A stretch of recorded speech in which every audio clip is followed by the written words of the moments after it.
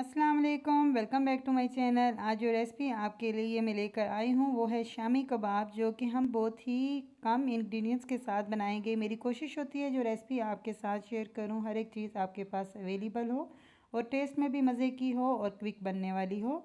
तो इसके लिए जो इंग्रेडिएंट्स चाहिए वो ये हैं। सब्ज़ मिर्च जो कि हम ज़्यादा इस्तेमाल करेंगे, आप अपने टेस्ट के मुताबिक भी ऐड कर सकते हैं, इससे टेस्ट बहुत ज़्यादा मज़े का होगा। अदरक और लहसुन, नमक लिया है 1 टेबल स्पून, लाल मिर्च 1 टेबल स्पून, काली मिर्च साबुत और सूखा धनिया साबुत, गरम मसाला साबुत और लाल कुटी मिर्च 1 टेबल स्पून। बाउल है, मैंने 2 बाउल लिए थे चने की दाल के, और जैसा कि मटन बीफ जो भी यूज़ करना चाहें, और 2 बाउल दाल के हैं। सबसे पहले कुकर के अंदर आप मटन डाल दें।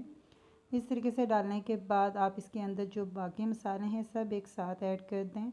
ये ऐड करने के बाद आपने अदरक और लहसुन साबित ही ऐड करनी है, क्योंकि जब हम इसे पका लेंगे तो ये उसके अंदर अच्छे से मिक्स हो जाएंगी। दाल को वॉश कर लिया था तो इस तरीके से दाल भी हमने डाल ली है।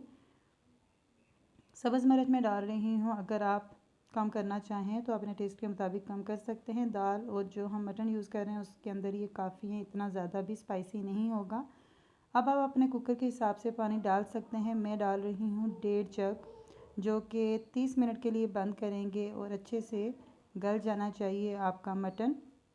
जब मटन अच्छे से गल जाए तो आप 30 मिनट के बाद बंद करके इसे अगेन फिर से चेक कर सकते हैं। तो चेक करने के बाद अगर आपका पानी खुश्क हो चुका हो और दाल और मटन अच्छे से गल गया हो तो ठीक, नहीं तो आप इस तरीके से चेक कर सकते हैं दोबारा और फिर से बंद कर सकते हैं। जैसा कि मेरा बिल्कुल सेट हो चुका है। तो अगर पानी है थोड़ा सा ही आप खुश्क करना चाहते हैं तो इस तरीके से खोलने के बाद आप खुश्क कर सकते हैं। हीट आपने बिल्कुल नॉर्मल रखनी है। नॉर्मल हीट पे आपने लगातार चम्मच चलाना है और पानी को खुश्क कर लेना है। जैसा कि खुश्क हो गया था तो आप इसको चॉपर के अंदर डाल सकते हैं। चॉपर के अंदर डालने की वजह ये है कि सारी चीज़ें साबित डाली थी अच्छे से मिक्स हो जाती हैं। 2 अदद आपने एग लेने हैं और एग को अच्छे से फोर्क की मदद से बीट कर लें।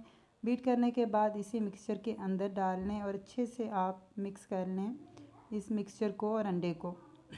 कुछ लोग ऐसा करते हैं कि अंडा कबाब बनाने के बाद लास्ट पर भी डालते हैं, तो इस तरीके से आप डाल लेंगे तो आपको लास्ट पे डालने की ज़रूरत नहीं पड़ती, ये ज़्यादा बेस्ट है। तो आप इस तरीके से डाल सकते हैं। जब मिक्सचर अच्छे से मिक्स हो जाए, आपने जिस साइज़ के भी शामी कबाब बनाने हैं वो बना सकते हैं।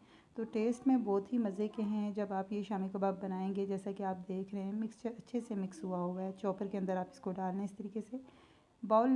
एक बॉल लेनी है आपने और हाथ पे रख के इस तरीके से बॉल को सेट कर लेना है और कबाब की शेप दे देनी है, जैसा कि मैं दे चुकी हूँ।